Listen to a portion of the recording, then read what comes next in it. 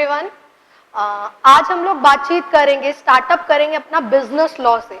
ठीक है, business law आपके आईपीसी लॉ पेपर में 30 नंबर का कंप्राइज करता है। 30 नंबर का बिजनेस लॉ, 30 नंबर का कंपनी लॉ, 20 मार्क्स का एथिक्स, 20 मार्क्स का कम्युनिकेशन। ठीक है, बिजनेस लॉ में आपके 5 चैप्टर्स हैं। कॉन्ट्रैक्ट एक्ट है आपका, that is Indian contract act, negotiable instrument, gratuity act, bonus act, pension and provident fund. ठीक है, बिजनेस लॉ में ये 5 चैप्टर्स हैं आपके, जिनका बाइफरकेशन या डिवीजन 30 मार्क्स के हिसाब से किया गया है। तो मैम हर चैप्टर से लगभग कितने क्वेश्चन आते हैं? अराउंड आपका gratuity, bonus, provident fund, pension से 4-4 नंबर के क्वेश्चन, 4-4-4 इतने तो आते ही हैं। मतलब फॉर श्योर शॉर्ट है कि 4 नंबर का आएगा ही इन 3 चैप्टर से। हाँ, उसके ऊपर का भी आता है नहीं, ऑन एन एवरेज 4 नंबर का ही क्वेश्चन पूछता है। मैम बाकी का जो नंबर बचा वो कॉन्ट्रैक्ट एक्ट और नेगोशिएबल इंस्ट्रूमेंट एक्ट में बाइफरकेट या डिवाइड किया गया है। ठीक है, ये बाइफरकेशन है, ये डिवीजन है आपका बिजनेस लॉ का। ठीक, नाउ आज हम लोग स्टार्टअप करेंगे अपना chapter which is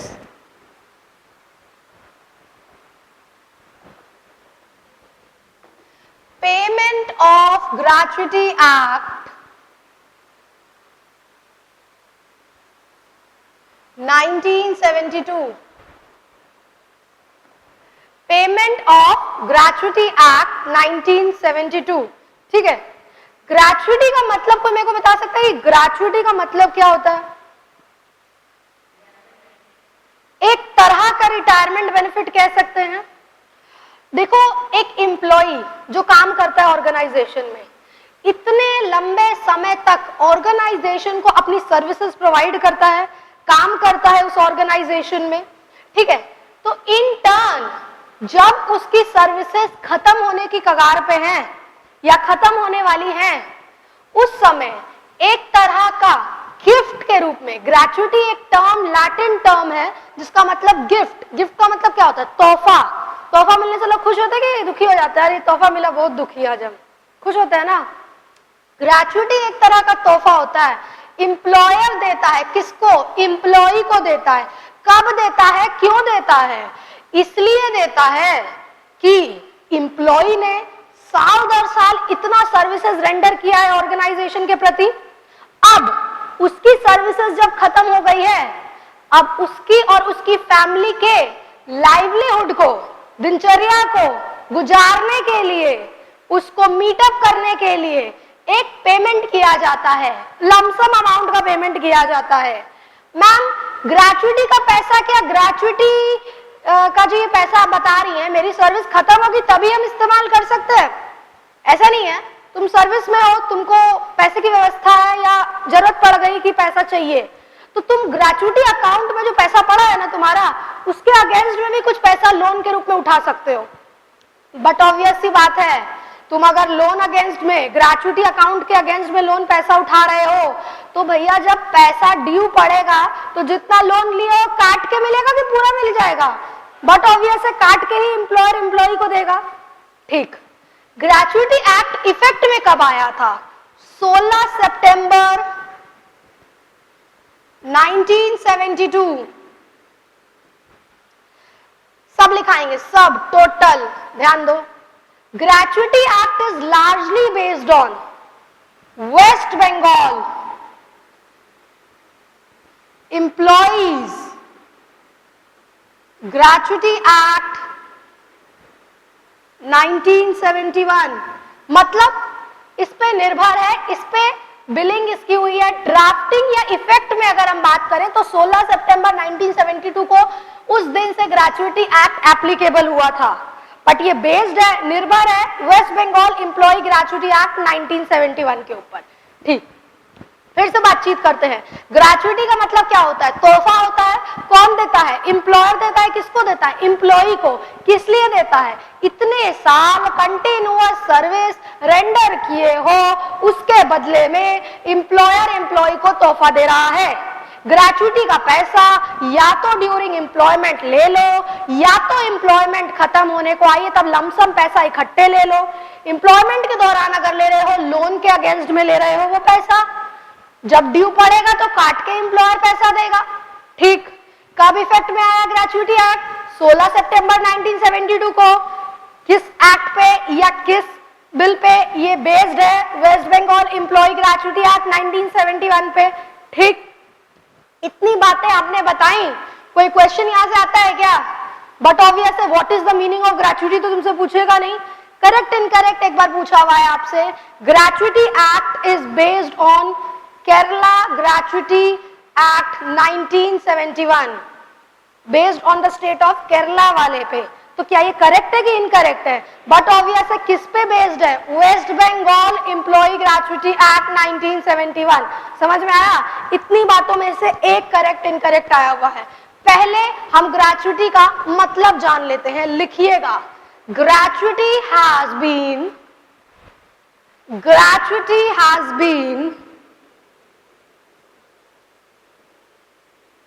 derived from Latin word meaning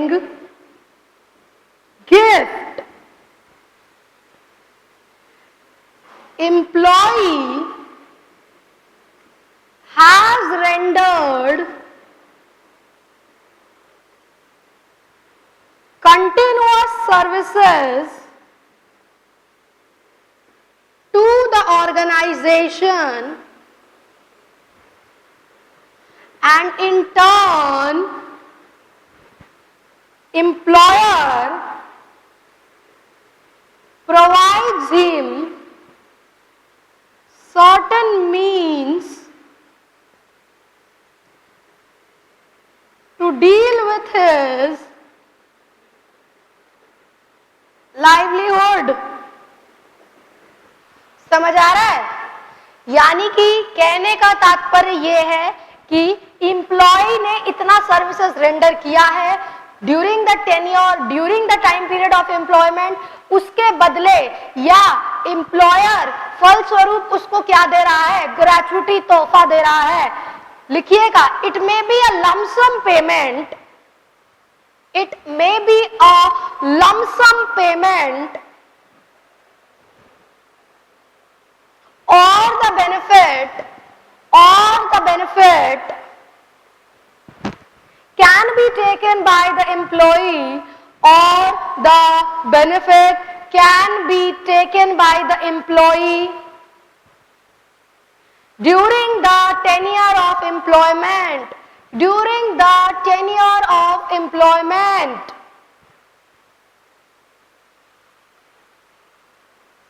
gratuity act full stop के बाद, gratuity act is largely based on, gratuity act is largely based on किस पे? किस स्टेट पे? West Bengal employee gratuity, West Bengal employee gratuity 1971, West Bengal employee gratuity act 1971। However, the act came into effect. However, the act came into effect on 16 September 1972. 16 September 1972। यानी कि हमने अभी तक क्या पढ़ा? हमने अभी तक मतलब पढ़ा। किसका मीनिंग पढ़ा? ग्रेचुइटी का मीनिंग पढ़ा। कब इफेक्ट में आया था? 16 सितंबर 1972 को। ग्रेचुइटी का मतलब क्या होता है?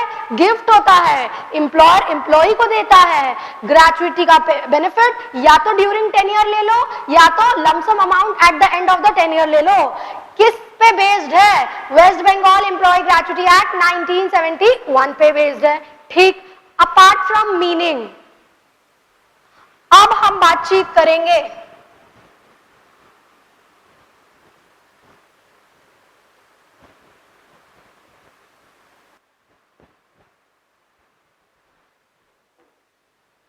applicability of the act।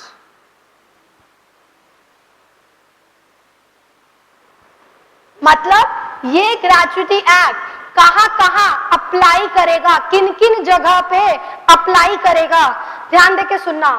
Gratuity act her factory, her establishment, her port, her mine, her railway company पे अप्लाई करेगा या किसी और एस्टैब्लिशमेंट पे अप्लाई करेगा जहां पे 10 और मोर पर्सन, ध्यान दीजिएगा, इतना जोर से क्यों बोल रही है, सुनाई दे रहा है, 10 और मोर पर्सन।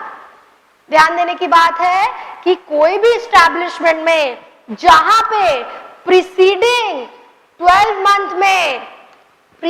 12 मंथ में अगर 10 या 10 से अधिक लोग उस एस्टैब्लिशमेंट में काम कर रहे थे तो क्या होगा, ग्रेच्युटी एक्ट अप्लाई करेगा। कंप्यूटेशन कर रहे हैं आज की तारीख में, प्रीसीडिंग 12 मंथ में देखेंगे क्या मेरी एस्टैब्लिशमेंट में 10 या 10 से अधिक लोग एम्प्लॉयड हुए हैं, यानी कि नॉट लेस देन 10 अगर हम बात करें कि कम से कम 10 अगर अपॉइंट किए गए हैं, मोर तो अपॉइंट है तो वो तो बेस्ड है ही कि एक्ट अप्लाई करेगा, मतलब एटलीस्ट 10 पर्सन अगर एम्प्लॉयड किए गए हैं मेरी एस्टैब्लिशमेंट में, ग्रेच्युटी का एक्ट अप्लाई करेगा।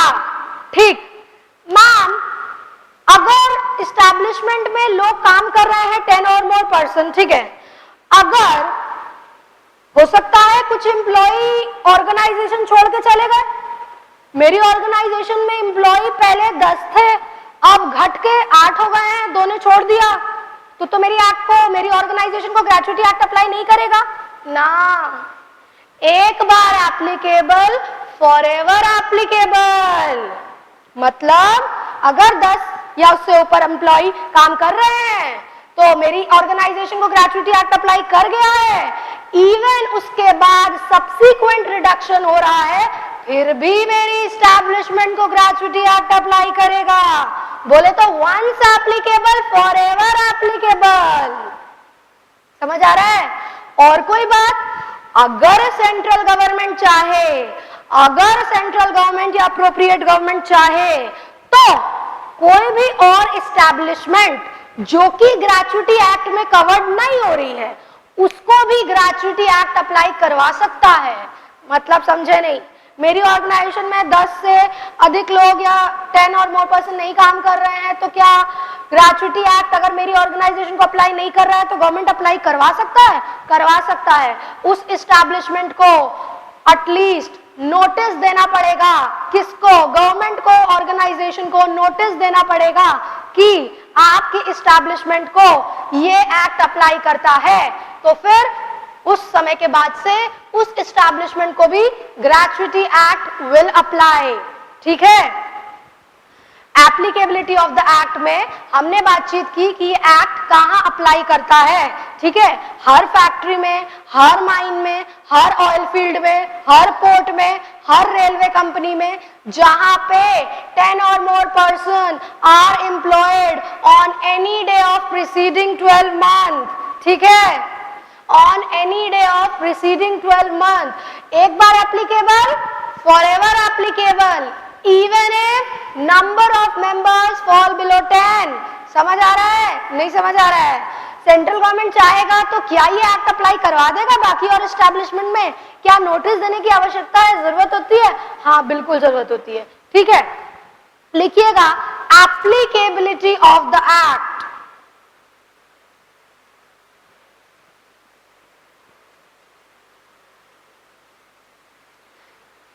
पॉइंट वाइज करके लिखिएगा। Point number 1, gratuity act is applicable. Gratuity act is applicable to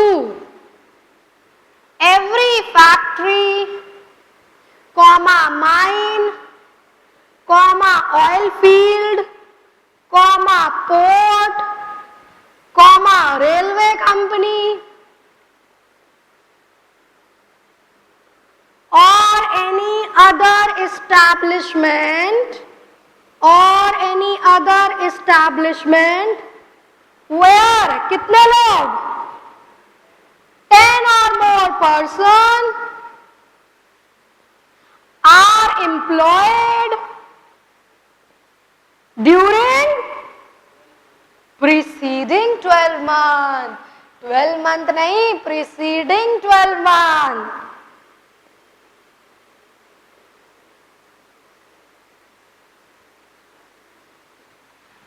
Roman 2.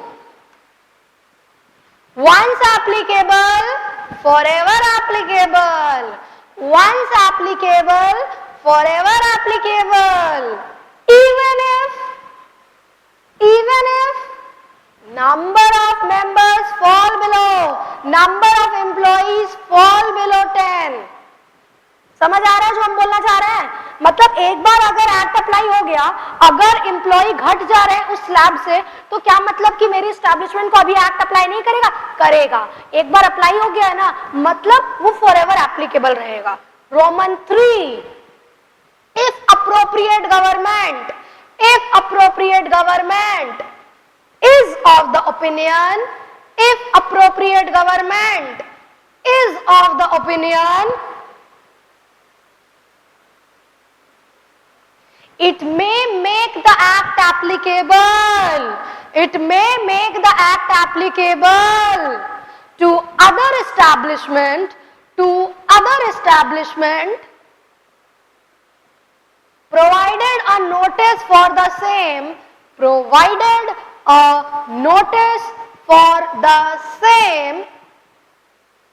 has been given to the establishment. Provided a notice for the same has been given to the establishment. ठीक, हम लोगों ने अभी तक मतलब या मीनिंग ग्रेचुइटी का पढ़ा, हम लोगों ने बातचीत की कि ये एक्ट कहां कहां अप्लाई करेगा। ठीक, apart from meaning and applicability, अब हम कुछ छोटे छोटे डेफिनेशंस के बारे में बातचीत करेंगे, जिनके बारे में आपको एक आइडिया होना जरूरी है। ठीक है, कुछ डेफिनेशंस के बारे में बातचीत कर लेते हैं। किन डेफिनेशंस के बारे में आप बात करेंगी? एम्प्लॉय के बारे में, एम्प्लॉयर के बारे में, कंप्लीटेड ईयर ऑफ सर्विस के बारे में, फैमिली के बारे में, सुपर एनुएशन के बारे में। ये कुछ एक टर्म है जिनके बारे में हम बातचीत करेंगे। देखो, एम्प्लॉय का मतलब क्या होता है पता है ना मैम? वो जो काम करता है। बट ऑब्वियस है, एम्प्लॉय का मतलब हर वो इंसान जो स्किल्ड, अनस्किल्ड, मैनुअल या लेबोरियस काम करेगा, वो एम्प्लॉय कहलाएगा। हम ग्रेचुइटी एक्ट देख रहे हैं तो हमको ये देखना पड़ेगा ना, एम्प्लॉय है कि नहीं, तभी तो ग्रेचुइटी का पैसा उसको मिलेगा। एम्प्लॉय नहीं है तो ग्रेचुइटी का एक्ट अप्लाई कैसे करेगा, ग्रेचुइटी का पैसा कैसे मिलेगा? यानी कि तात्पर्य ये है, एम्प्लॉय का मतलब कौन होगा? हर वो इंसान जो कि skilled, unskilled, manual, laborious, technical काम कर रहा है, वो एम्प्लॉय कहलाएगा। अदर देन अप्रेंटिस, ट्रेनी, वो एम्प्लॉय की डेफिनेशन में फॉल नहीं करेगा। एम्प्लॉय का मतलब हर वो इंसान जो skilled, unskilled, manual, laborious, technical काम करेगा। किसको इंक्लूड नहीं करेगा? अप्रेंटिस। कौन? ट्रेनी नहीं आएगा डेफिनेशन में। किसके? एम्प्लॉय के। ठीक, एम्प्लॉयर का मतलब क्या होता है? अरे उसका बॉस होगा एम्प्लॉयर। जरूरी नहीं है बेटा, इस्टेब्लिशमेंट एक इंडिविजुअल ही चलाए। हो सकता है वो इस्टेब्लिशमेंट गवर्नमेंट के कंट्रोल में है, गवर्नमेंट इस्टेब्लिशमेंट है, हो सकता है लोकल अथॉरिटी वाली इस्टेब्लिशमेंट है, हो सकता है कंपनी अगर है तो। हर वो इंसान जिसके पास अल्टीमेट कंट्रोल होगा मैनेजमेंट का, वो कौन कहलाएगा? एम्प्लॉयर कहलाएगा। चाहे वो मैनेजर के रूप में हो, चाहे वो मैनेजिंग डायरेक्टर के रूप में हो, किसी भी रूप में हो, अगर उस इंसान के पास क्या है? अल्टीमेट कंट्रोल है, वो क्या कहलाएगा? एम्प्लॉयर कहलाएगा। ठीक, completed year of service, gratuity के लिए बेटा हम देखते हैं कि एम्प्लॉय ने कंप्लीटेड ईयर ऑफ सर्विस की है कि नहीं। कंप्लीटेड ईयर ऑफ सर्विस बोले तो कंटिन्यूअस सर्विस ऑफ 1 ईयर, साल भर लगातार कंटिन्यूअस सर्विस दिया है कि नहीं, वो होता है completed year of service. Family, employee है तो उसकी फैमिली भी तो होगी। एम्प्लॉय कौन हो सकता है? मेल फीमेल दोनों हो सकता है।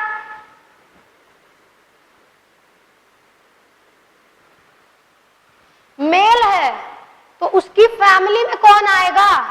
उसकी वाइफ, उसके बच्चे, चाहे मैरिड हो या अनमैरिड हो। डिपेंडेंट पेरेंट, डिपेंडेंट निर्भर है उसके ऊपर। किसके ऊपर? मेल एम्प्लॉय के ऊपर। साथ ही साथ डिपेंडेंट पेरेंट ऑफ वाइफ, मतलब बीवी के भी माँ बाप, सास ससुर, हाँ। और कोई विडो ऑफ प्रीडिसीज्ड सन, जिसकी डेथ हो गई है, उसकी विधवा या उसके बच्चे।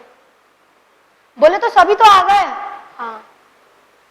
ठीक, फीमेल है तो वो खुद, उसका हस्बैंड, उनके बच्चे, शादीशुदा हो या ना शादीशुदा हो। डिपेंडेंट पेरेंट किसके? इसके और इसके भी। प्रीडिसीज्ड सन, उसकी विडो। ये सब फैमिली के डेफिनेशन में आएंगे। इतना जोर नहीं देना है, इतना हाइपर नहीं होना है। फैमिली का डेफिनेशन नहीं पूछेगा, पूछ भी लेगा तो कोई बहुत जान लगा देने वाली बात नहीं है। एकदम सुस्त होकर के लोग देख रहा है, मियाँ बीवी बच्चे सास ससुर मम्मी पापा, हाँ ठीक है यार, फैमिली है तो सभी फैमिली में आएंगे। फैमिली का मतलब मेल है वो खुद, उसकी वाइफ, उनके बच्चे। किसके माँ बाप? दोनों के माँ बाप। अगर कोई प्रीडिसीज सन है तो उसकी विडो है वो, बस। सिमिलरली इसके केस में भी वही आएंगे, है ना, जो इसका आ रहा है वही फीमेल के भी आएंगे। ठीक। सुपर एनुएशन, सुपर एनुएशन का मतलब क्या होता है? एक एज जो कि एम्प्लॉय के अग्रीमेंट में फिक्स होती है। मतलब आप एक एम्प्लॉय हो, ऑर्गेनाइजेशन में काम कर रहे हो, ठीक, आपका एम्प्लॉयर के साथ एक अग्रीमेंट हुआ है, ठीक, उसमें एक उम्र लिखी हुई है। कैसी उम्र? वो उम्र या वो एज जब आप अटेन करेंगे आपको अपना ऑफिस खाली करना पड़ेगा, वेकेट करना पड़ेगा। रिटायरमेंट है क्या? ना ना ना, रिटायरमेंट नहीं है, ये सुपर एनुएशन है। रिटायरमेंट मतलब अदर देन सुपर एनुएशन। रिटायरमेंट खुद से भी तो लेते हो, वॉलंटरी रिटायरमेंट, या तो फिर रिटायरमेंट होता है जब आपने स्पेसिफाइड एज फिक्स कर दी है, जो कि स्टैट्यूटरी लिमिट सेट है कि भैया वो रिटायरमेंट की एज है। पर सुपर एनुएशन में एक डिफरेंट एज लिखी रहती है जो कि अटेन करने के बाद आप अपने ऑफिस को खाली करोगे। फिर से बात करते हैं। एम्प्लॉय का मतलब, एम्प्लॉय काम कर रहा है, ठीक, काम कर रहा है तो वो कैसा काम करेगा? Skilled, unskilled, manual, laborious, technical काम करेगा। कौन इंक्लूड नहीं होता डेफिनेशन में एम्प्लॉय के? अप्रेंटिस बोले तो ट्रेनी इंक्लूड नहीं होगा, ठीक। एम्प्लॉयर, एम्प्लॉयर मतलब जो काम करवा रहा है, चाहे एस्टैब्लिशमेंट गवर्नमेंट ऑर्गेनाइजेशन है, चाहे लोकल अथॉरिटी है, चाहे कंपनी है, हर वो इंसान जिसके पास क्या है? अल्टीमेट कंट्रोल है, मैनेजमेंट करने का मैनेजमेंट पावर है, वो क्या कहलाएगा? एम्प्लॉयर कहलाएगा। कंप्लीटेड ईयर ऑफ सर्विस, कितने टाइम पीरियड? कम से कम 1 ईयर ऑफ कंटिन्यूअस सर्विस में आप हो, ठीक। फैमिली, हम खुद, हस्बैंड, बच्चे, मैरिड और अनमैरिड, मेरे डिपेंडेंट पेरेंट या उसके डिपेंडेंट पेरेंट। किसके? मेरे हस्बैंड के। समझ आ रहा है? या प्रीडिसीज सन की विडो, समझ आ रहा है? सुपर एनुएशन बोले तो कौन सी एज? वो एज जो कि किसमें फिक्स है? अग्रीमेंट में फिक्स है। उस एज को अटेन करने के बाद क्या होगा? जगह खाली करनी पड़ेगी कि कंटिन्यू करोगे? खाली करनी पड़ेगी। इतना जोर नहीं देना, क्वेश्चन यहां से नहीं आता है। अरे आ भी जाएगा तो फ्री का नंबर मिलेगा यार, इतना कठिन थोड़ी है। कभी कभार भूले बिसरे एक दो टॉपिक के ऊपर पूछा हुआ है, भूले बिसरे, बट जानना तो पड़ेगा वो भूले बिसरे होता क्या है। सब लिखाएंगे, कुछ नहीं छूटेगा। सुनो पहले मेरी बात, हम लोगों ने किन डेफिनेशंस के बारे में बात की? एम्प्लॉय जो काम करता है, क्या इंक्लूड नहीं होता है? अप्रेंटिस इंक्लूड नहीं होता है, साथ में बोलो मेरे, ठीक है। एम्प्लॉयर का मतलब उसके पास क्या होता है? अल्टीमेट कंट्रोल होता है, वो होता है एम्प्लॉयर, ठीक। कंप्लीटेड ईयर ऑफ सर्विस कितना? 1 ईयर ऑफ क्या? Continuous service. Family male female, ठीक है, समझ गए, सब टोटल में आएंगे। सुपर एनुएशन एक एज कहां पे फिक्स होती है? किसमें लिखी रहती है? अग्रीमेंट में। किसके साथ वो अग्रीमेंट होता है? किसके बीच में होता है? एम्प्लॉयर और एम्प्लॉय के बीच में होता है। वो एज जो कि लिखी है अग्रीमेंट में, उसको पहुंचने के बाद एम्प्लॉय को क्या करना पड़ेगा? ऑफिस को वेकेट करना पड़ेगा। Am I clear? अब लिखो डेफिनेशंस। एम्प्लॉय, पहला डेफिनेशन एम्प्लॉय, it includes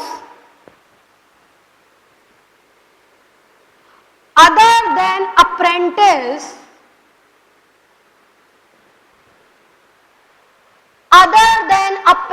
बोले तो trainee, other than apprentice person performing skilled unskilled manual comma laborious comma technical work, skilled unskilled manual laborious technical work, ठीक। एक डायरेक्टर है, उसके पास मैनेजमेंट कंट्रोल नहीं है, अल्टीमेट कंट्रोल नहीं है मैनेजमेंट का, एम्प्लॉय माना जाएगा, एम्प्लॉयर थोड़ी माना जाएगा। क्या हम बोल के गए? एम्प्लॉयर मतलब जिसके पास अल्टीमेट कंट्रोल होगा। अगर आपके पास अल्टीमेट कंट्रोल नहीं है, you will not be considered as a employer, you would be considered as a employee ही माने जाओगे तुम। Employer whether related to local authority, comma government organization, comma any other case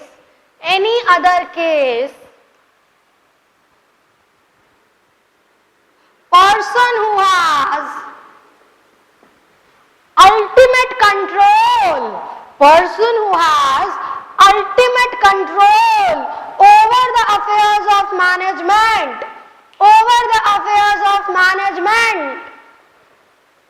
would be considered as employer. Completed year of service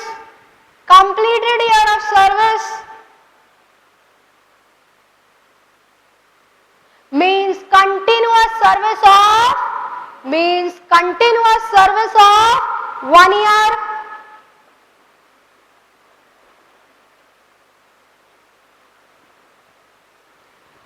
family, 2 arrows निकालोगे, male employ, female employ, male employ, female employ, क्या लिखोगे?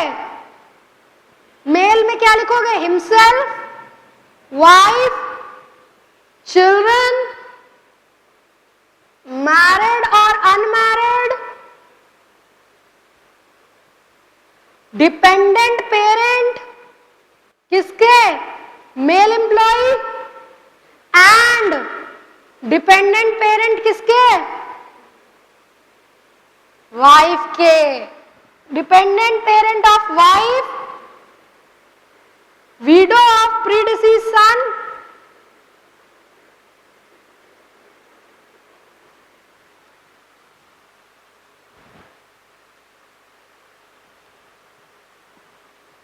या उसके बच्चे।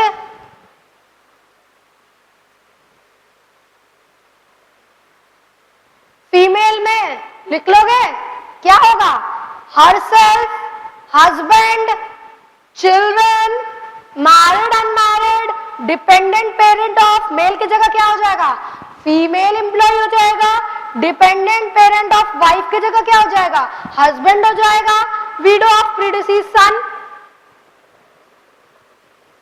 ठीक, ये सारे family में माने जाएंगे, जिसका इंपैक्ट हम आगे बताएंगे आपको, कहां इसका इंप्लीकेशन होगा। ठीक, next definition, superannuation. Superannuation, age which is fixed in the agreement, age which is fixed in the agreement between employer and employee, between employer and employee, and upon attainment of such age, and upon attainment of such age,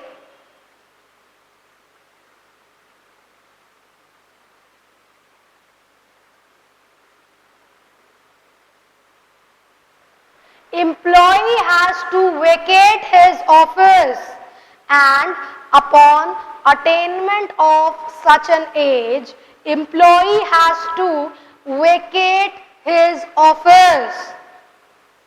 ma'am सारा definition आता है क्या? ना, कभी कभार पूछा हुआ है। किसके ऊपर?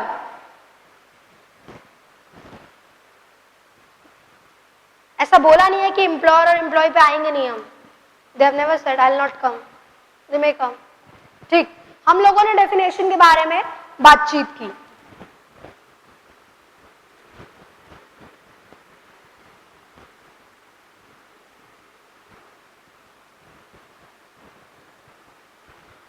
अपार्ट फ्रॉम डेफिनेशंस, हम लोगों ने अभी एक टर्म बातचीत किया। किसके बारे में बातचीत की है? कंटिन्यूअस सर्विस एक शब्द आया था, कंप्लीटेड ईयर ऑफ सर्विस में आया था ना। कंटिन्यूअस सर्विस कितने टाइम के लिए? साल भर के लिए। मेरे को एक बात बताना मैम, एम्प्लॉय को ग्रेचुइटी कब मिलेगा, कैसे मिलेगा, कैसे बेस्ड होगा उसका कैलकुलेशन? सुना मेरी बात, एम्प्लॉय को काम करना पड़ता है, काम करना पड़ता है कितना टाइम के लिए कि वो एलिजिबल रहेगा? He must be in continuous service of 5 year, कम से कम 5 साल उसने कंप्लीट किया है ऑर्गेनाइजेशन में। मैम अगर हम 5 साल के पहले डेथ हो जा रहा है या एक्सीडेंट हो जा रहा है, वो एक्सेप्शन है, मिलेगा। बाकी के लिए कम से कम कितना? 5 साल काम करोगे। ठीक, उन 5 साल की गिनती के लिए कंटिन्यूअस सर्विस को देखा जाता है। कंटिन्यूअस सर्विस मतलब कितने दिन तुम साल में काम किए हो, तो तुमको क्या मिलेगा? ग्रेचुइटी का पैसा मिलेगा। One of the most important topic in gratuity act, जिसके ऊपर हर 2 अटेम्प्ट में क्वेश्चन आते हैं, जो अभी हम बातचीत करने वाले हैं, दैट इज कंटिन्यूअस सर्विस। सुनना केवल मेरी बात, साल में कितने दिन होते हैं? Tough, very tough. अच्छा चलो 365 दिन होते हैं, ठीक है। एक एम्प्लॉय है, वो अगर साल भर नहीं भी काम कर रहा है बेटा, पर अगर कुछ certain minimum number of days काम करेगा ना, तो भी वो ग्रेचुइटी के लिए इंटाइटल्ड होगा।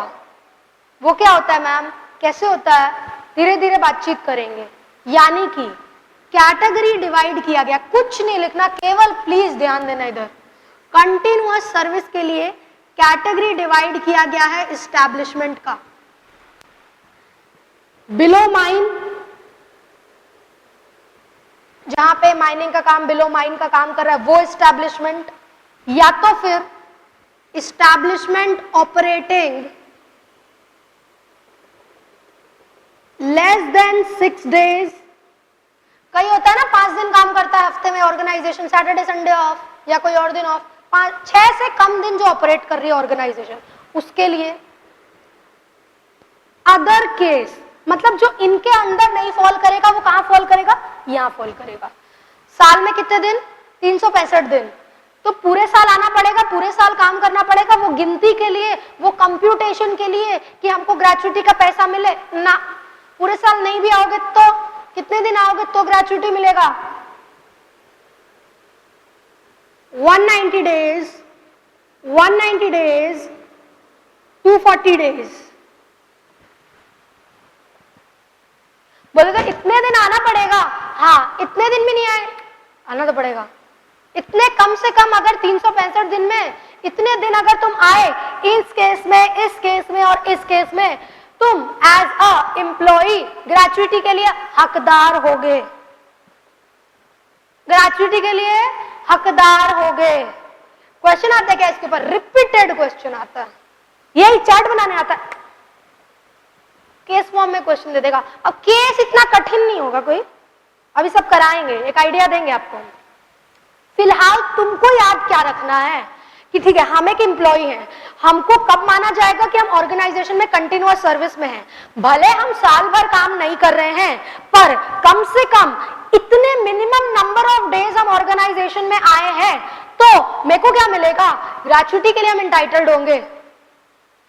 समझ आ रहा है कि नहीं समझ में आ रहा है? ठीक है, एक और बात, इन दिनों की गिनती के लिए कुछ दिन हैं, कुछ दिन हैं जिनको इंक्लूड किया जाता है, जिनको इंक्लूड किया जाता है। मतलब उन दिन में भले आप काम नहीं कर रहे थे, बट माना जाएगा कि आप ऑर्गेनाइजेशन में मौजूद थे। मतलब certain number of days shall be included for the computation of working days। यानी कि जब ये 190, 190, 240 की गिनती होगी ना, कुछ दिन हैं जिनको जोड़ करके कुल मिला के देखा जाएगा कि तुम भैया इतने दिन काम किए एंड इतने दिन तुमने छुट्टी ली। उन दिनों की जिनकी हम बात कर रहे हैं, उनको जोड़ के देखा जाएगा कि तुम इतने दिन प्रेजेंट थे कि नहीं प्रेजेंट थे। कौन से दिन की आप बात कर रही हैं? laid off, leave with wages, temporary disablement arising out of and in the course of establishment, या तो फिर फीमेल एम्प्लॉय के लिए मटर्निटी लीव। ये सब छुट्टी है, ये सब दिन तुम आए नहीं हो, पर जोड़ के देखा जाएगा कितने दिन आए और कितने दिन इनके लिए छुट्टी ली। तुम अगर दोनों को जोड़ के इन स्लैब में फिट होते हो तो क्या मिलेगा? ग्रेचुइटी मिलेगा। फिर से टेंशन फ्री करते हैं, हम बात कर रहे हैं तुम एज अ एम्प्लॉई अगर ऑर्गेनाइजेशन में साल भर नहीं भी काम कर रहे हो, 365 दिन नहीं भी काम कर रहे हो, कुछ नंबर ऑफ डेज अगर काम कर रहे हो, certain specified number of days काम कर रहे हो, क्या मिलेगा? ग्रेचुइटी मिलेगा। उसके लिए कैटेगराइज कैसे किया गया है इस्टेब्लिशमेंट को? बिलो माइन 6 दिन से कम जहां पे काम होता है, या अदर केस 190, 190, 240। कौन से दिन तुमने छुट्टी ली है और उन दिनों को भी जोड़ा जाएगा for the purpose of computation of minimum working days. Laid off, dispute चल रहा है, झमेला चल रहा है, अभी तक बातचीत सेटलमेंट नहीं हुई है एम्प्लॉयर और एम्प्लॉय के बीच में। You have been laid off, काम पे नहीं आ रहे हो, वो दिन भी जोड़ा जाएगा। लीव विथ वेजेस, लीव पे तनख्वाह मिल रही है, माना जाएगा एस्टेब्लिशमेंट में आ रहे हो, काम कर रहे हो, वर्किंग डेज की गिनती में जोड़े जाओगे। टेम्पोररी डिसेबलमेंट, डिसेबलमेंट चोट चपेट लगना, टेम्पोररी है वो चोट, पर वो चोट कहां लगी है? ऑर्गेनाइजेशन के अंदर लगी है, काम करते दौरान लगी है। रास्ते में जा रहे थे, सड़क पे भिड़ गया गाड़ी से, तुम जाके कुछ भी हालत में कर रहे हो तो इसके लिए ऑर्गेनाइजेशन थोड़ा जिम्मेवार रहेगा। तुम काम कर रहे थे, मशीन पे ऑपरेट कर रहे थे फैक्ट्री के, उस मशीन के चलते तुमको कुछ घटना घट गई, डिसेबलमेंट हो गया, तो भाई माना जाएगा वो आउट ऑफ एस्टैब्लिशमेंट या एस्टैब्लिशमेंट में काम करने के दौरान लगी है तुमको। उसके लिए जो तुमने छुट्टी या टेम्पोररी डिसेबलमेंट हुआ है वो काम नहीं कर पा रहे हो, माना जाएगा कि तुम उतने वर्किंग डेज की गिनती में जोड़े जाओगे। या तो फिर फीमेल एम्प्लॉय मैटरनिटी लीव अगर लेती है तो, ठीक है, मैटरनिटी लीव का भी एक लिमिट है, 8-8 महीने 6-6 महीने की मैटरनिटी लीव नहीं मिलती है, टाइम पीरियड है, उतने टाइम की आपने मैटरनिटी लीव ली है तो माना जाएगा कि आप काम कर रही थी। ठीक, फिर से बात करते हैं, हम बात कर रहे हैं कंटिन्यूअस सर्विस की। कंटिन्यूअस सर्विस बोले तो हम 1 साल नहीं भी आए हैं पर कुछ नंबर ऑफ दिन आए हैं तो मेरे को क्या मिलेगा, ग्रेच्युटी मिलेगा। कितने लिए, केस डिवाइड है किन एरियाज में, बिलो माइन, लेस देन कितने दिन, 6 days, अदर केस 190, 190, 240। ठीक, कौन कौन से दिन जोड़े जाएंगे, साथ में बोलो, lead off, leave with wages, temporary disablement arising out of and in the course of establishment और मैटरनिटी लीव। ठीक है, अब लिखो कंटिन्यूअस सर्विस हेडिंग देना, उसके नीचे लिखना even if the employee is, even if the employee is not in continuous service, even if the employee is not in continuous service for 1 year, however, if he is present,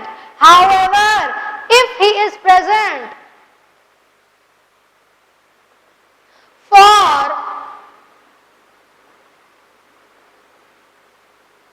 minimum following days, he would be entitled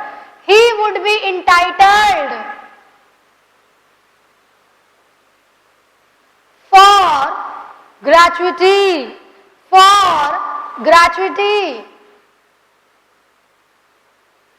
ठीक,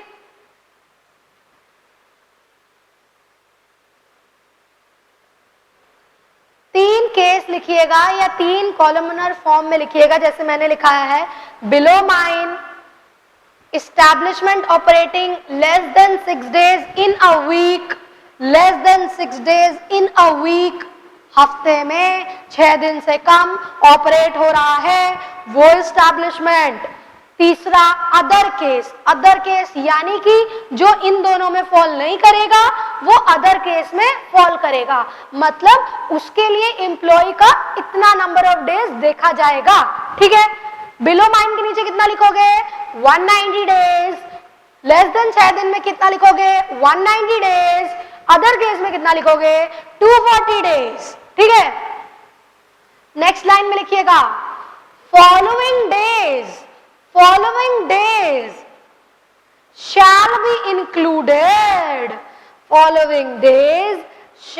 be included, for the purpose of computation, following days shall be included for the purpose of computation of working days, कहने का मतलब यह है कि ये जो दिन है इनकी गिनती किस में आएगी, इनमें आएगी। कौन से दिन की गिनती, Roman 1 laid off, Roman 2 leave with wages, Roman 3 temporary disablement arising out of and in the course of establishment,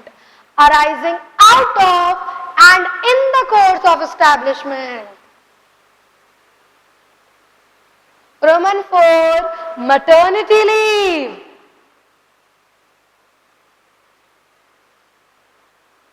ठीक, समझ आया। 190, 240, below mine, less than 6 days, other case. कौन सा दिन जोड़ा जाएगा, laid off, leave with wage, temporary disablement और maternity leave. एक छोटा सा क्वेश्चन लेते हैं जो कि क्लियर करेगा, एग्जाम में आया हुआ है क्या, हाँ आया हुआ है, सुनना। ये दिन तो तुमको याद हो गया, ठीक है।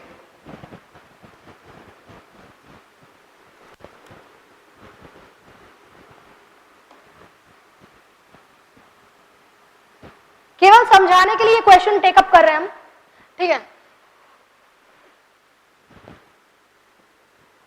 मिसेस एक्स है, ठीक है, is working in an establishment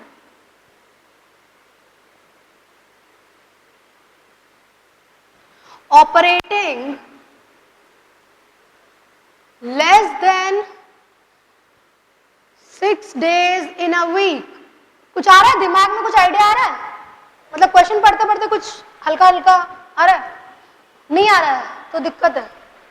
less than 6 days in a week.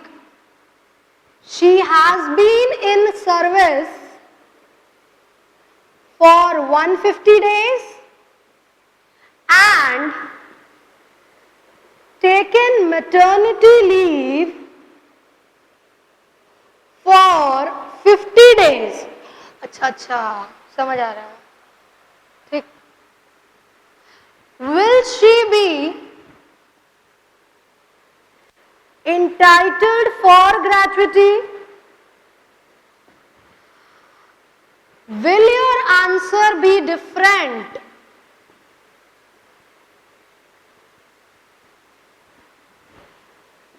If she works in an establishment which operates for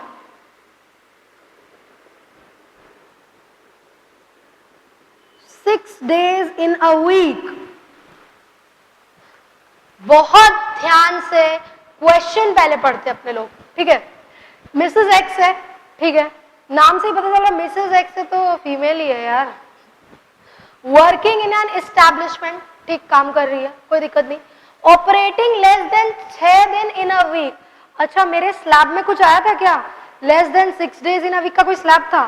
ठीक है, चलो अभी तक समझ में आ रहा है। She has been in service for 150 days। अच्छा इतने दिन खाली काम की है, ठीक, और छुट्टी ली है। किस लिए छुट्टी ली है? हर छुट्टी थोड़ी जोड़ी जाएगी, मटर्निटी लीव। क्या ये छुट्टी जोड़ी जाती है क्या? अच्छा कितने दिन? 50 दिन के लिए ली है छुट्टी, ठीक है। पहले यहां तक करते हैं। देखो एक फीमेल एम्प्लॉई है, ठीक है, हमने बातचीत की थी 3 कैटेगरी की, याद है? Below mine, less than 6 days, other case. 190, 190, 240। पर ये तो 150 days ही काम कर रही है तो इसको तो ग्रेचुइटी मिलेगी नहीं। और ये कैसे मिलेगी? अच्छा हाँ जी बेटा, 150 प्लस 50 जोड़ के देखा जाएगा कितना आता है। Tough, very tough. कैलकुलेटर निकालो, 150 प्लस 50 जोड़ो, देखो 200 आएगा। आ रहा है क्या? तो 200 days 190 से ज्यादा होता है आजकल, होता है ना? तो क्या वो स्लैब में फिट कर रही है? क्या उसको ग्रेचुइटी मिलेगा? मैम ये तो समझ में हम लोग को भी आ रहा है कि मिलेगा। आंसर कैसे लिखे, काम की बात ये बताइए। हाँ बेटा, ओरल एग्जाम थोड़ी होगा, रिटन होगा ना। पहले मेरी बात सुनना। आंसर लिखने के लिए बेटा पहले पैरा में आप आंसर को 3 भागों में 3 पैराज में डिवाइड करोगे। 3 पैरा बोले तो पहले पैरा में प्रोविजन लिखोगे। प्रोविजन मतलब इसके बारे में जो तुमने पढ़ा है, अभी जो हम लिखा के गए हैं तुमको। आंसर की शुरुआत हाँ या ना से नहीं करनी है। Yes she will be entitled, examiner को भी पता है। आंसर की शुरुआत हाँ या ना से नहीं करना है। पहला पैरा में क्या लिखोगे हम बता रहे हैं, आप लोग लिख लीजिएगा। कैसे लिखिएगा सुन लीजिए पहले मेरी बात। As per the provision of Gratuity Act, employee would be entitled for gratuity provided he has been in employment for following number of days। क्या लिखोगे समझ में आ रहा है? वो slab below mine, less than 6 days, other case 190, 190, 240। Following days shall be included, जो इधर में लिखाए थे। कौन से days? Lead off, leave with wages, maternity leave, temporary disablement, ये सारा कुल लिखना है पहले पैरा में। अभी तो हम लोग क्वेश्चन की ओर आए ही नहीं है, हम लोग तो केवल क्वेश्चन जो पूछा है उससे रिलेटेड हमने जो पढ़ा है वो हम लिख रहे हैं पहले पैरा में। दूसरे पैरा में क्वेश्चन पे आ जाओ। As per the given question, Mrs X is working in an establishment, she has been in service for 150 days. वो ऑन किस एस्टैब्लिशमेंट में काम कर रही है? जो हफ्ते में 6 दिन से कम काम कर रही है, ऑपरेट हो रही है। She is in employment for 150 days, however she has taken maternity leave of कितना? 50 दिन। But maternity leave will be included for the purpose of computation is equal to 150 plus 50 is 200 days, hence she will be entitled for gratuity as minimum number of days is 190। लिखा देना? हाँ लिखा तो दीजिए, लिखिएगा। अभी तक हम इस पार्ट तक डील किए, हम आगे नहीं बढ़े हैं। लिखिएगा पहले पैरा में क्या लिखेंगे? as per the provision of gratuity, as per the provisions of Gratuity Act 1972, as per the provisions of Gratuity Act 1972, employee would be entitled for gratuity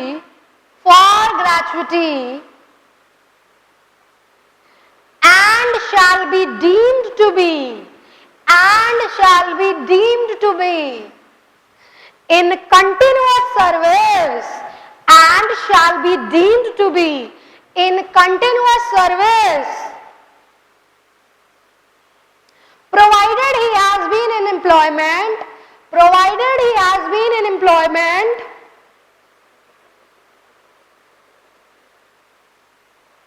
for minimum following days,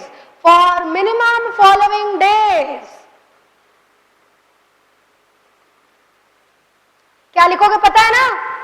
Below mine 190 days, less than 6 days in a week 190 days, other case 240 days। वही जो अभी हम slab लिखा के गए, वही slab लिखना है। ठीक, इसके बाद उसी पैरा में कंटिन्यू करके following days shall be included for the purpose of computation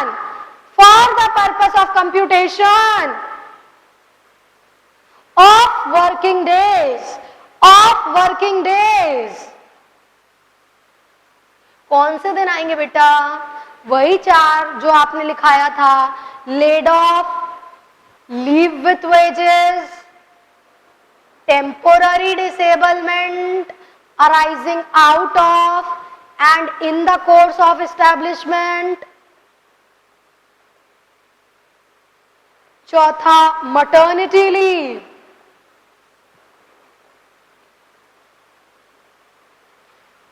पूरे बिजनेस लॉ में क्वेश्चन अगर इस टाइप का केस फॉर्म का आता है, आंसर आपका 3 भाग में बटेगा। पहला पैरा क्या लिखोगे? प्रोविजन यानी कि जो क्वेश्चन है उससे रिलेटेड टॉपिक जो मैंने आपको बताया है वही पहला पैरा में आएगा। समझ आ रहा है?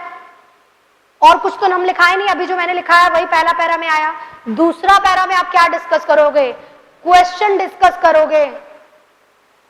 उसके बाद पैरा में क्या आएगा? कंक्लूजन आएगा आपका। समझ आ रहा है? हर आंसर इसी तरीके से लिखना है, अलग अलग नहीं बदल जाएगा। कौन सा आंसर इस तरीके से लिखना है? भाई जो केस फॉर्म में आएगा, जो डायरेक्ट क्वेश्चन पूछ रहा है उसको उस हिसाब से डील करेंगे हम लोग। हम केस फॉर्म में क्वेश्चन की बात कर रहे हैं। हाँ या ना से शुरुआत नहीं होगी। यस इंटाइटल टू ग्रेचुइटी ना, पहले प्रोविजन बताओ।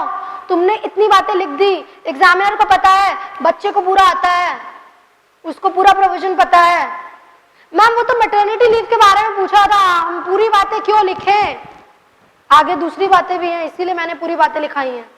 ठीक है, सेकंड पैरा में आते हैं। In the given case Mrs. X has been, in the given case, Mrs. X has been working in an establishment which operates for less than 6 days in a week, minimum number of days required, minimum number of days required कितने हैं इस case में? कितने हैं इस case में? आवाज नहीं आई। 190 days. Minimum number of days required is 190 days. She has been in the establishment. She has been in service. Yes, she has been in service for 150 days. वो तो 190 से कम है, पर she has been in service for 150 days. But maternity leave will be included for the purpose of computation. For the purpose of computation. Hence 150 plus 50 is equal to, compute करो, 200 days, which satisfies the minimum criteria, which satisfies the minimum criteria, and hence she would be entitled for gratuity. आप तो बोली third para में लिखने, इसी में लिखा दी, इसलिए लिखा है कि इसका एक और पार्ट है, ठीक है। अगर ये केवल क्वेश्चन यहीं पे खत्म हो जाता तो इंटाइटल फॉर ग्रेचुइटी तीसरे पैरा में चला जाता, ठीक। क्वेश्चन का दूसरा पार्ट पढ़ते हैं। बेटा जब भी क्वेश्चन इस तरीके से देगा ना, मार्क्स डिवाइडेड हो जाएंगे। इसके लिए आधे नंबर, अगर ये क्वेश्चन 4 नंबर का आया है, 2 नंबर यहां तक, 2 नंबर इसके लिए। तुमको समझना पड़ेगा तुम क्या लिख रहे हो, कितना लिख रहे हो, उसी में जोड़ के नहीं लिख दोगे।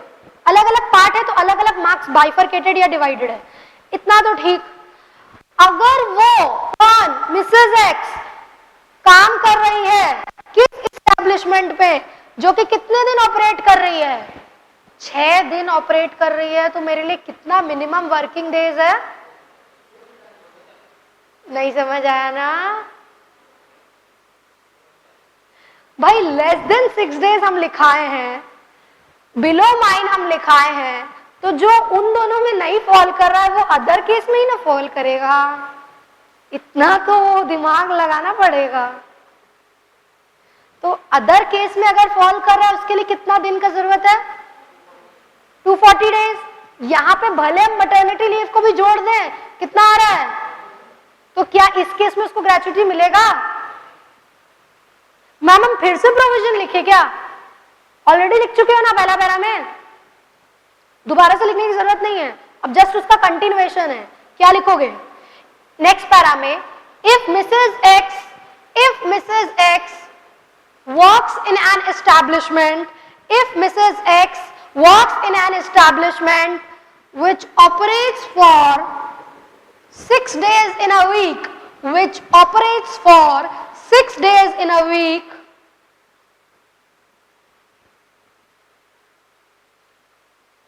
minimum number of days required, minimum number of days required कितना होगा? 190 होगा क्या? 240 days. Minimum days या minimum required days would be 240 days. In the given case, she has worked for 200 days. Yeah, she has been in service for 200 days. She has been in service for 200 days. Bracket में क्या लिखोगे? Including maternity leave. Including maternity leave. Bracket close. She does not satisfy the minimum criteria. She does not satisfy the minimum criteria.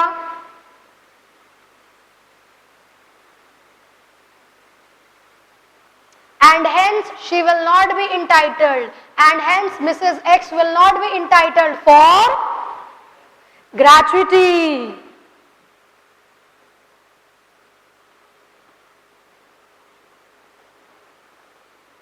समझ आ रहा है बेटा? पहला question gratuity act से जो रिपीटेडली पूछता है, इंपॉर्टेंट, 4 नंबर वाला जो आप बात बोली ना कि हर चैप्टर से 4 नंबर का क्वेश्चन, केवल यही एक पार्ट हम बताए हैं, अभी ग्रेचुटी खत्म नहीं किए हम। ये एक क्वेश्चन है जो कि रिपीटेडली पूछता है। क्वेश्चन को ध्यान से गंभीरता से पढ़ना है। पहले अगर इसकी जगह बेटा लिख दिया होता बिलो माइन, तो तुमको पता है बिलो माइन में भी यही क्राइटेरिया होगा, नहीं होगा क्या? 190 ही दिन वाला है। फिर उसके बाद अगर कोई पार्ट में कुछ क्वेश्चन पूछ रहा है तो तुमको ये ध्यान में रखना है कि क्या पूछ रहा है। 2 बार क्वेश्चन को पढ़ोगे, अपने आप क्वेश्चन से ही तुमको एक हिंट मिल जाएगा किस टॉपिक से बता रहा है या पूछना चाह रहा है तुमसे, ठीक है? ये तो बात हुई कि कब कब कितने नंबर ऑफ डेज अगर हम काम करेंगे तो मेरे को ग्रेचुटी मिलेगा। Apart from this,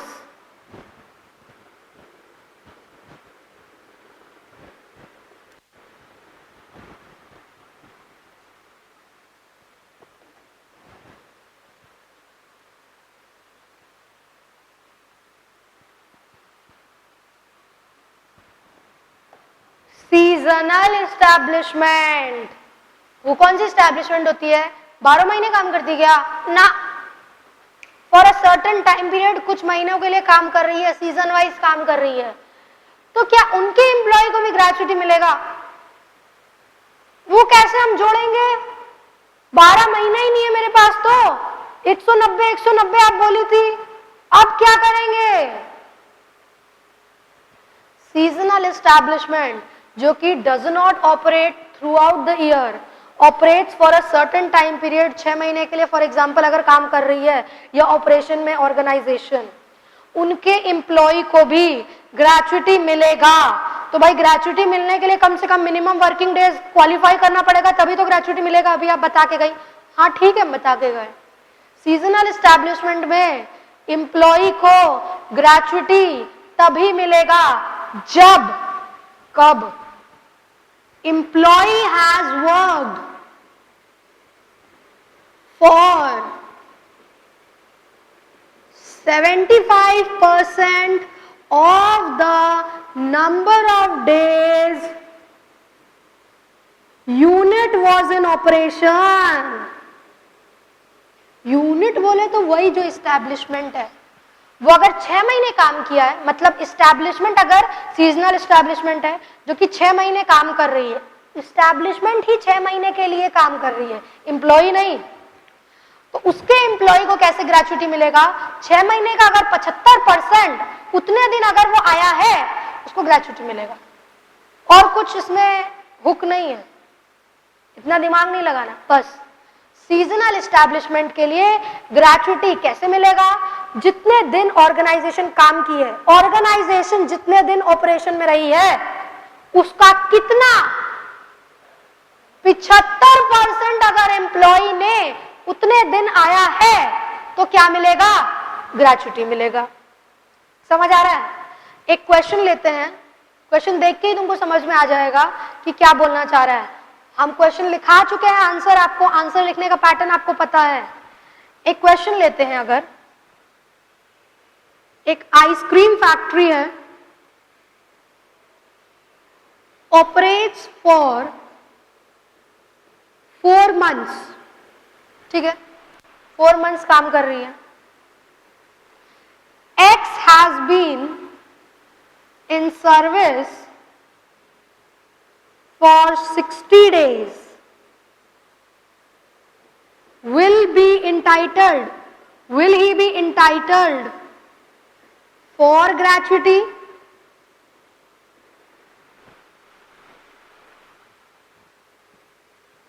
Will your answer be different if he works for 100 days? Picture आई थी ना 100 डेज, आई थी क्या? सुनो, हम बात कर रहे हैं सीजनल एस्टैब्लिशमेंट की। हमने एक क्वेश्चन लिया है, एक आइसक्रीम फैक्ट्री है, कितने दिन ऑपरेट कर रही है? 4 महीना ऑपरेट कर रही है, ठीक है। क्वेश्चन में ही दे दिया गया है आइसक्रीम फैक्ट्री है, 4 महीने के लिए ऑपरेट कर रही है। या एक वर्ड यूज अगर करता है ना सीजनल एस्टैब्लिशमेंट, तुम्हारा दिमाग में तुरंत क्लिक होना चाहिए कि अच्छा यहाँ पे कितना दिन देखना पड़ेगा, 75% वाली बात आएगी। आइसक्रीम फैक्ट्री है, 4 महीना काम कर रही है, एक्स है, एम्प्लॉई है, उस आइसक्रीम फैक्ट्री में कितना दिन काम किया है? वो 60 दिन काम किया है। मैंने क्या बोला? सीजनल एस्टैब्लिशमेंट में कितना दिन देखा जाएगा? किसका 75% यहां पे निकालोगे? 60 दिन का ना, 4 महीने का कितना आ रहा है? 90 दिन। दिन बोलो, दिन, महीना नहीं बोलो, दिन। 90 दिन अगर आ रहा है, वो क्या 90 दिन काम किया है? ग्रेच्युटी मिलेगा? स्ट्रेट अवे नहीं मिलेगा यार। लिखेंगे कैसे? वही वाली बात, पहला पैरा में ये लिखेंगे, दूसरा पैरा में ये डिस्कस करेंगे, लिखेंगे कि नहीं मिलेगा ग्रेच्युटी। दूसरा पार्ट है क्वेश्चन का, अगर वो 100 दिन काम कर रहा है, मिलेगा क्या? हाँ भाई 90 दिन अगर आता है तो मिलेगा, तो वो तो 10 दिन ज्यादा आया है, 100 दिन आया है, तो मिलेगा उसको? क्वेश्चन आया हुआ है क्या? हाँ आया हुआ है, इसी तरीके का क्वेश्चन आएगा। वाह, अब तो समझ में आ रहा है, ऐसा ही क्वेश्चन आएगा, कुछ दिक्कत नहीं देगा तुमको। तुमको अगर मैटर कंटेंट पता है, इसी टाइप का क्वेश्चन आने वाला है, सेम आएगा ना, जरूरी नहीं है सेम आए, रिलेटेड क्वेश्चन आएगा। You would be in a position to attend it. तुमको केवल ये ध्यान में रखना है कि तुमको प्रोविजन पहले लिखना है, तुमको क्वेश्चन डिस्कस करना है, फिर अपना कंक्लूजन फॉर्म करना है। प्रोविजन याद होने के लिए बहुत जरूरी है कि आप उस टॉपिक के बारे में जानो, तभी तो लिख पाओगे ना। ठीक है, लिखिएगा seasonal establishment. Establishment which does not operate throughout the year. Establishment which does not operate throughout the year.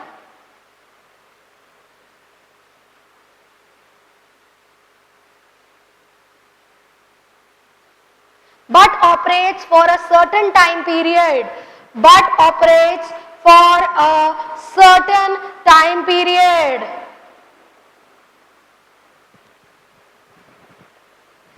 Employee in seasonal establishment, employee in seasonal establishment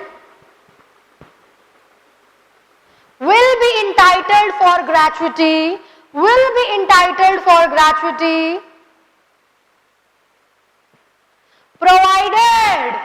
provided कितने दिन काम किया है? He has worked for 75% of, केवल 75% लिखने से number नहीं मिल जाएगा, 75% of the number of days unit was in operation, of the number of days unit was in operation. Unit समझ लो, वही सीजनल एस्टैब्लिशमेंट जितने दिन काम किया है। समझ में आ गया? ये क्वेश्चन लिख लो तो तुमको और क्लैरिटी मिलेगी इसमें। Ice cream factory a seasonal establishment, ice cream factory a seasonal establishment operates for 4 months. Ice-cream factory, a seasonal establishment, operates for 4 months. Mr. X has been in service. Mr. X has been in service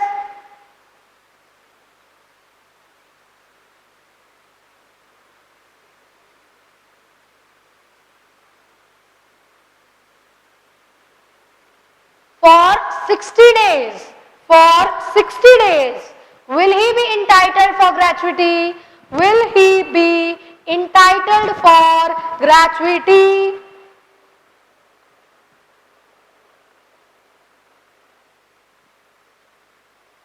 ठीक है, full stop के बाद will your answer be different? Will your answer be different if he works for? Will your answer be different if he works for 100 days? Will your answer be different if he works for 100 days? सुन लो answer आप कैसे लिखोगे। पहला para में आप क्या लिखोगे? In case of seasonal establishment या as per the provision of gratuity act, seasonal establishment में employee would be entitled for gratuity if he has worked for 75% of the number of days unit was in operation. ये तो provision हो गया जो हम लिखा है. सेकेंड पैरा में क्या लिखोगे? In the given case ice cream factory is in operation for 4 months. X would be entitled if he works for 75% of 4 months is equal to 90 days. He is in service for 60 दिन, not entitled for gratuity. Third para, if he works for 100 days, he satisfies the minimum criteria, will be entitled for gratuity. अब भी जो question लिखा के गए उसी की तरह से इसका आंसर लिखना है. लिख लोगे ना? वही प्रोविजन, क्वेश्चन डिस्कस करना है और फिर कंक्लूजन लिखना है. समझ आ रहा है कि नहीं आ रहा है? मेरे को ये बताओ. ठीक, हमने अभी तक सीजनल एस्टैब्लिशमेंट के बारे में बातचीत कर ली. नाउ आगे बढ़ते हैं.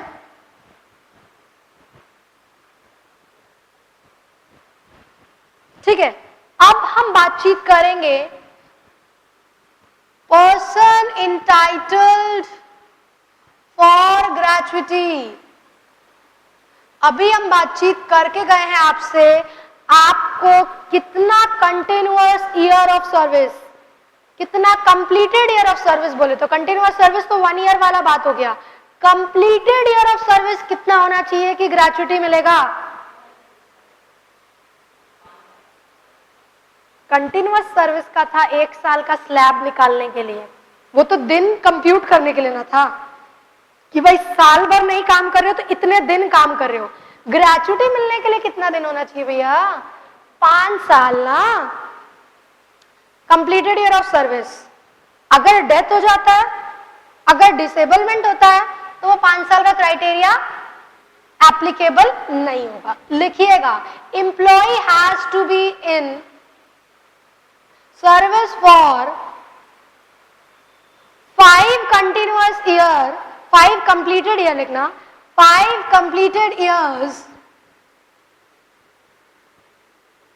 for entitlement of gratuity. However, in case of death or disablement,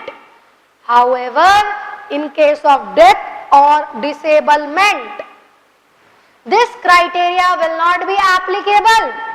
This criteria, ये वाला criteria will not be applicable. समझ आ रहा है जो हम बोलना चाह रहे हैं?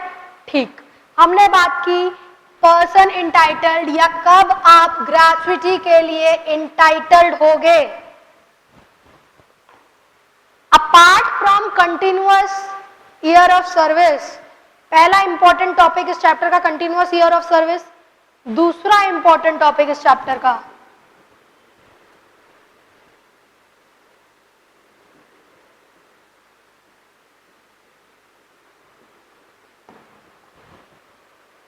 फॉरफीचर.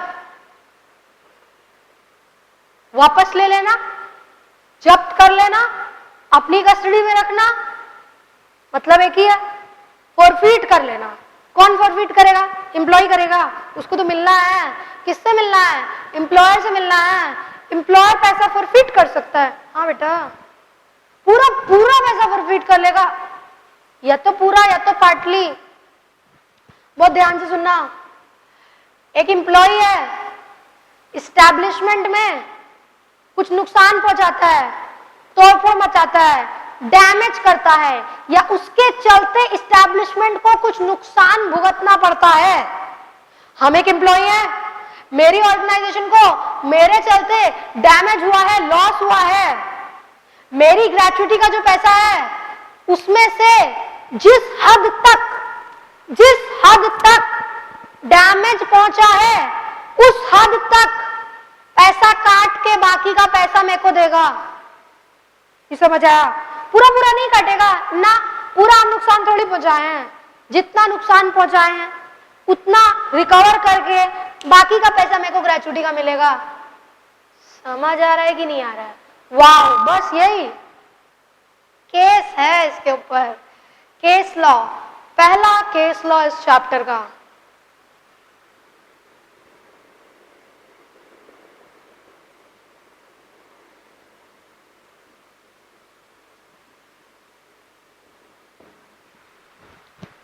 लॉ में न्यूमरस ऑफ केस लॉ है, न्यूमरस ऑफ सेक्शन है, घबराना नहीं है, सब केस लॉ सब सेक्शन नहीं याद करना है।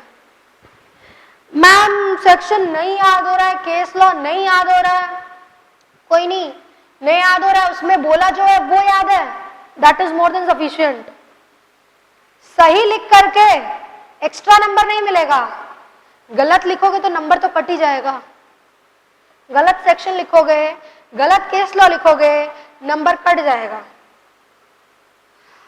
पूरा केस लॉ लिखे हो, सेक्शन लिखे हो, 4 में 4 ही मिलेगा, 4 में 8 नहीं मिलेगा। पहला केस लॉ वजीर Chand versus Union of India क्या बोलता है, सुना मेरी बात। ऑर्गेनाइजेशन वगैरह बेटा एम्प्लॉय को कई क्वार्टर वाटर नहीं देती है रहने के लिए, मिलता ही है एम्प्लॉय को क्वार्टर रहने के लिए।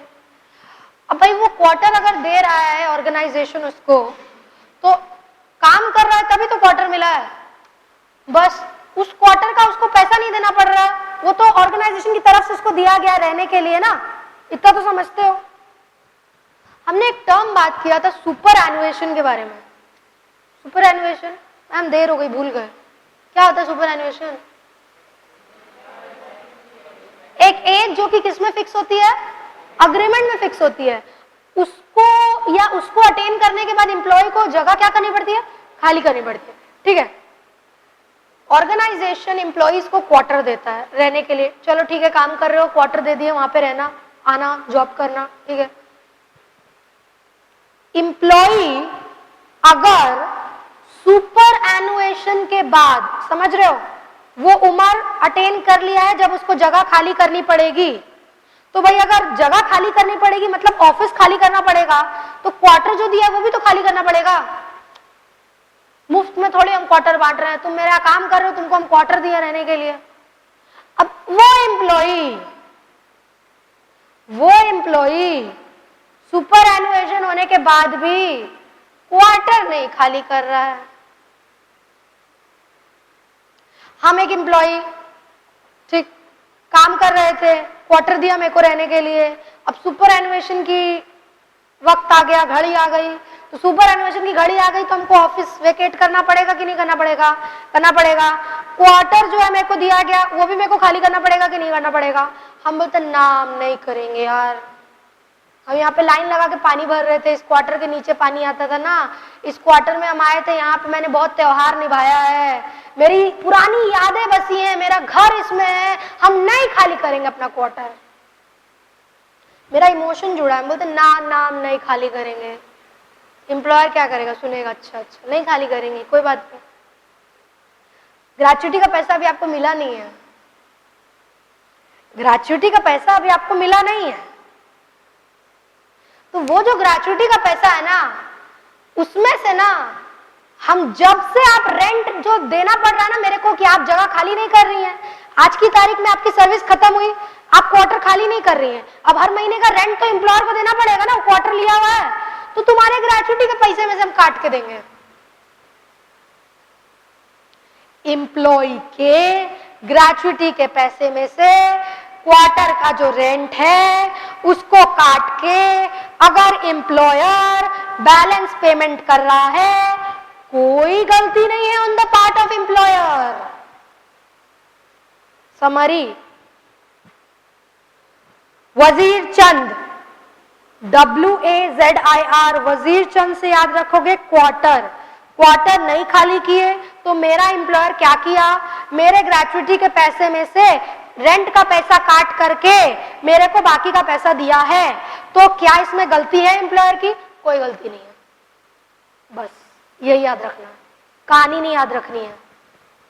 फिर से बात करते हैं, वजीर Chand versus Union of India के केस में क्या आया था, ये बोला गया था कि क्वार्टर दिया गया था एम्प्लॉय को, सुपर एनुएशन की तारीख आ गई, ऑफिस खाली नहीं किया है या खाली कर भी दिया है तो क्वार्टर नहीं खाली कर रहा है, क्वार्टर जो दिया गया था खाली नहीं कर रहा है, क्वार्टर नहीं खाली किया, ठीक, कोई दिक्कत नहीं।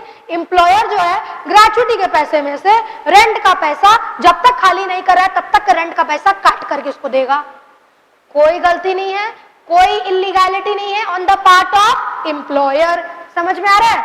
अब लिखो, forfeiture of gratuity, हेडिंग लिखना forfeiture of gratuity. Gratuity can be forfeited. Gratuity can be forfeited either wholly or partly. Gratuity can be forfeited either wholly or partly. In case of any damage, destruction, loss, damage, destruction, loss, caused by the employee to the employer, the extent, समझ रहे हो, जिस हद तक, the extent up to which damage is caused, the extent up to which damage is caused. Gratuity can be forfeited partly. Gratuity can be forfeited partly or up to that limit, or up to that limit. समझ रहे हो जो हम बोलना चाह रहे हैं? जिस हद तक नुकसान, उस हद तक फॉरफिट कर लेंगे. ठीक, नेक्स्ट लाइन में लिखिएगा, held in the case of Wazir Chand versus Union of India.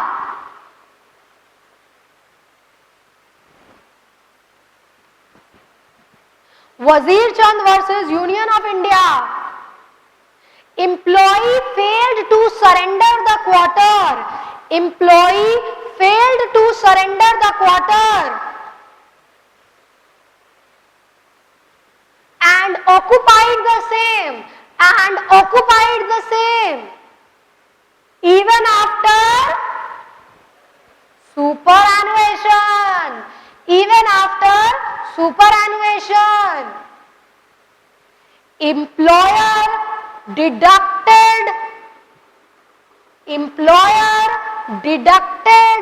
the amount of rent from the amount of gratuity, payable,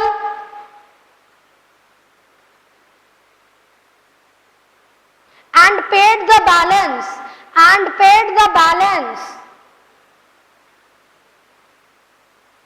It was held that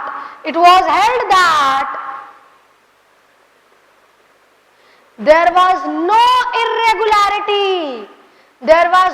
irregularity or illegality. There was no illegality on the part of employer. मतलब उसने कुछ illegal नहीं किया है. Rent का पैसा जेब से थोड़ी भरेगा. तुम जब तक काम कर रहे थे तुमको क्वार्टर दिया गया था, तुम्हारा काम खत्म हो गया है, क्वार्टर तुम किस लिए ऑक्युपाई करके रखोगे? रेंट का पैसा हम काट के तुमको बैलेंस देंगे. दूसरा केस फॉरफीचर पे,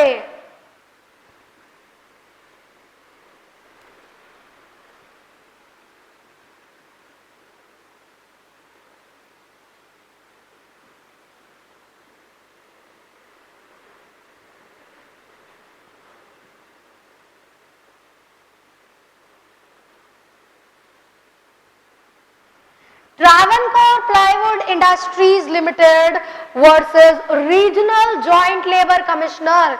लिखने से पहले सुनो मेरी बात.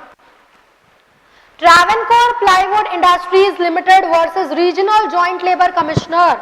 एक केस तो हम पढ़े, वजीर चंद में किसकी बात थी? क्वार्टर की बात थी. क्वार्टर दिमाग में आएगा तो क्या दिमाग में आएगा? क्या काट के क्या दे रहा है? रेंट काट के ग्रेचुटी दे रहा है. कुछ गलत किया एम्प्लॉयर? कुछ गलत नहीं किया. ठीक. ट्रैवनकोर प्लाईवुड इंडस्ट्री में क्या हुआ था? अपार्ट फ्रॉम क्वार्टर दिया था एम्प्लॉय को एम्प्लॉयर ने.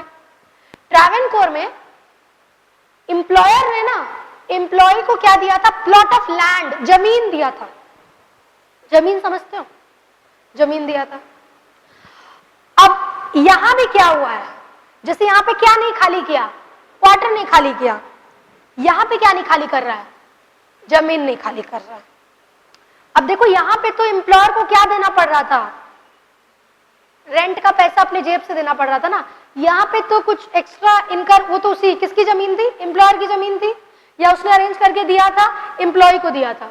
ट्रैवनकोर में इंप्लॉई ना प्लॉट ऑफ लैंड जो उसको दिया गया था एम्प्लॉयमेंट के दौरान, सुपर एनुएशन के बाद प्लॉट ऑफ लैंड खाली नहीं कर रहा है।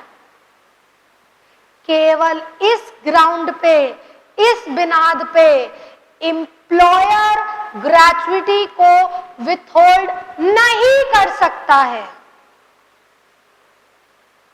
यहां पे तो उसको रेंट देना पड़ रहा था, काट के पैसा दे दिया, चलो ठीक है।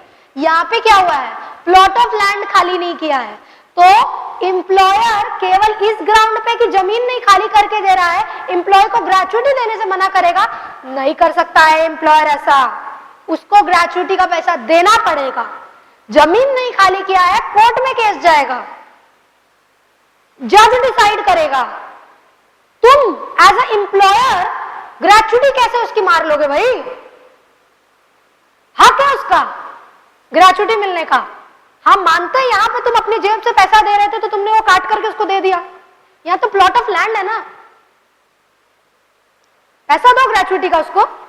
जगह नहीं खाली कर रहा है, कोर्ट में केस करो, कोर्ट डिसाइड करेगा क्या होना है उसके साथ। सिंपल से याद करने का तरीका, वजीर चंद ने क्वार्टर खाली नहीं किया, पैसा काट के देगा। ट्रैवनकोर में जमीन खाली नहीं किया, ग्रेच्युटी नहीं मार लेगा उसकी, ग्रेच्युटी तो देना पड़ेगा। समझ में आ रहा है? इजी कर रहे हैं चीजों को। वजीर चंद क्वार्टर खाली नहीं किया, रेंट का पैसा काट के बैलेंस देगा। ट्रैवनकोर वाले केस में जमीन दिया था, खाली नहीं किया है, कोई बात नहीं, ग्रेच्युटी तो मिलेगी उसको, एम्प्लॉयर विथहोल्ड नहीं कर सकता ग्रेच्युटी। लिखना, Travancore plywood industry limited versus regional joint labour commissioner.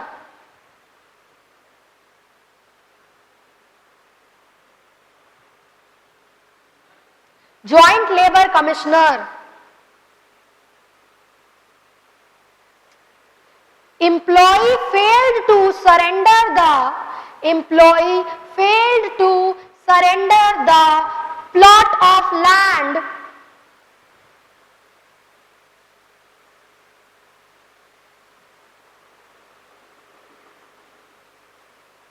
and occupied the same even after superannuation.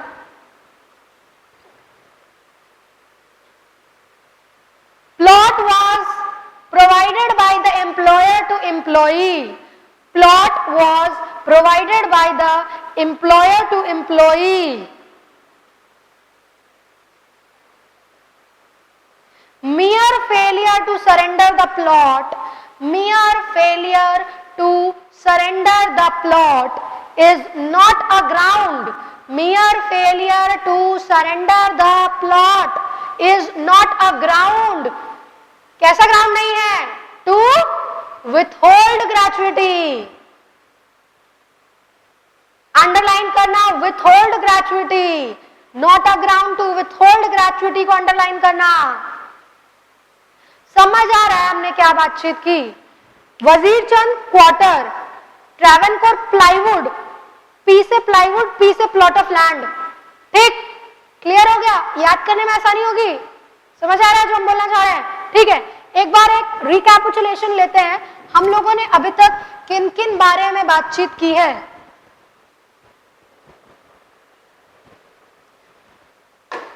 चीजों को जितना छोटा करके पढ़ोगे उतना आसान होगा।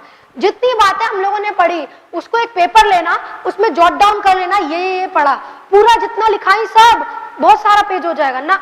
हम एक पेज बोले, तुम छोटा पेज भी लोगे तो चलेगा। सुनना, पहले हमने किसके बारे में बातचीत की? Meaning of gratuity. पता है ग्रेच्युटी का मतलब क्या होता है? गिफ्ट होता है। कौन देता है? एम्प्लॉयर एम्प्लॉय को देता है। ग्रेच्युटी एक्ट कब आया? साथ में मेरे बोलो, 16 सितंबर 1972 को। इसमें से हमको क्या याद रखना है?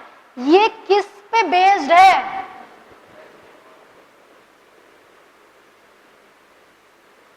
काम की बात पहली, और कोई काम की बात नहीं है, और कोई ध्यान रखना है, बस ये वाली बात याद रखनी है। फिर हमने किसके बारे में बातचीत की? Applicability of the act. अच्छा, एप्लीकेबिलिटी में कहां पे क्या क्या? याद रखना है, प्रीसीडिंग 12 मंथ में, ठीक है। एक बार एप्लीकेबल, हमेशा एप्लीकेबल, घट के नंबर ऑफ एम्प्लॉय कितने भी हो जा रहे हैं। गवर्नमेंट चाहे तो किसी और एस्टैब्लिशमेंट में अप्लाई करवा सकता है, काम खत्म। फिर हमने किसके बारे में बातचीत की थी, बोलिएगा, डेफिनेशंस के बारे में हमने बातचीत की, ठीक है। डेफिनेशंस में हमने एम्प्लॉय पहले बातचीत की, ठीक है। ऐसे ही लिख के याद करना, चीजें छोटी होंगी, आराम से याद कर लोगे। एम्प्लॉय, अच्छा, स्किल्ड, अनस्किल्ड, मैनुअल, लेबोरियस काम करता है। अप्रेंटिस आता है कि नहीं आता है, नहीं आता है, ठीक। एम्प्लॉयर का मतलब क्या होता है, जिसके पास क्या होता है, अल्टीमेट कंट्रोल हो। अगर एक डायरेक्टर है जिसके पास कंट्रोल नहीं है तो भी वो क्या कहलाएगा, एम्प्लॉय कहलाएगा, एम्प्लॉयर नहीं कहलाएगा। फिर क्या बोले थे, कंप्लीटेड ईयर ऑफ सर्विस कितना, एक कंटिन्यूअस सर्विस, एक कंटिन्यूअस ईयर ऑफ सर्विस। फिर क्या बात किए थे, फैमिली यहीं पे बना देना, 2 पार्ट, मेल फीमेल, अब समझ में आ जाएगा आगे। मेरा पूरा फैमिली, वाइफ का पूरा फैमिली, वाइफ के डिपेंडेंट पेरेंट।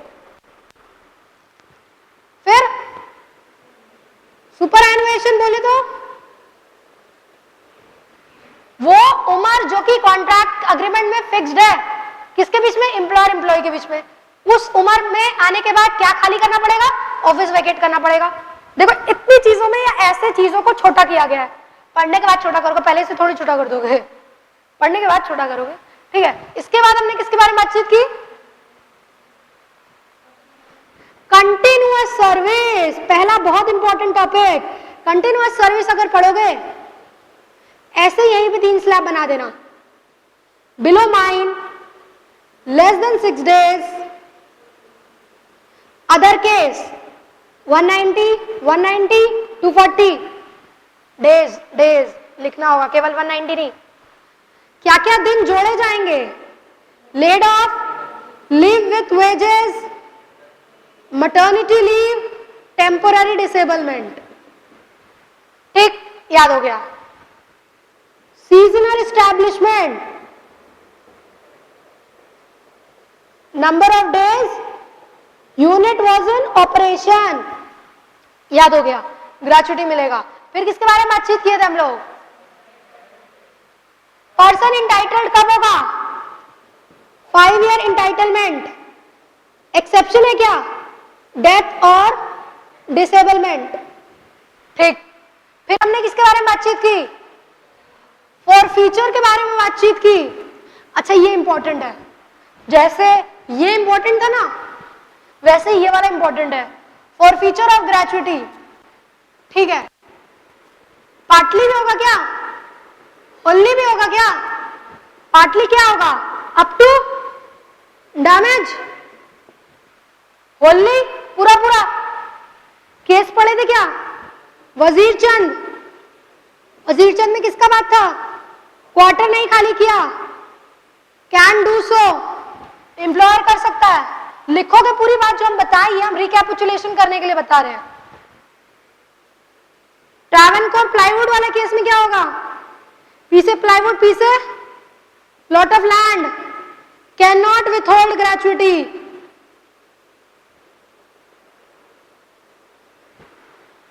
इतनी सारी बातें जो हमने की, एक पेज से कम में ही आ जाएगा यार, नहीं आएगा क्या, ऐसे याद करो, पहले पढ़ लो जो जो बताया, उसके बाद इसको इस फॉर्मेट में समरी वाइज करना। मैम ग्रेचुटी खत्म हो गया ना, अभी खत्म नहीं हुआ है, और बहुत चीजें बात करनी है मेरे को। मेजरली क्वेश्चंस जो कि बोलो, और भी टॉपिक्स से क्वेश्चन आते हैं, बट हाँ मेजरली इनके ऊपर क्वेश्चंस आते हैं। तो समझ में आ रहा है तुमको, इस तरीके से रिकैपिचुलेशन या रिवीजन करना है, ठीक है। आज की क्लास यही खत्म होती है, gratuity would be continued in your next class. Thank you for today.